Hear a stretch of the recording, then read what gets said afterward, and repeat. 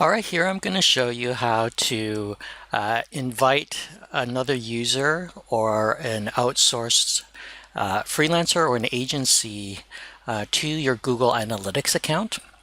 Now here you're going to be logged into your Google Analytics account, and then go down here to the admin section, and what you want to do is go to the property section here, and then click on user management.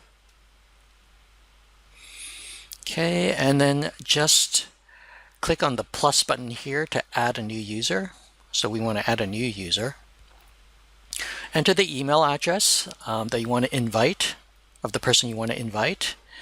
And then you can check off what permissions they'll have. Okay, so the default is that it's going to be read and analyze. So it's just for somebody who's just going to be looking at your analytics account. So there's no permissions to make any changes, add users, and all that stuff. So this will probably be the default. If you're just letting somebody analyze your analytics account, then this is the only setting that you need to allow access for.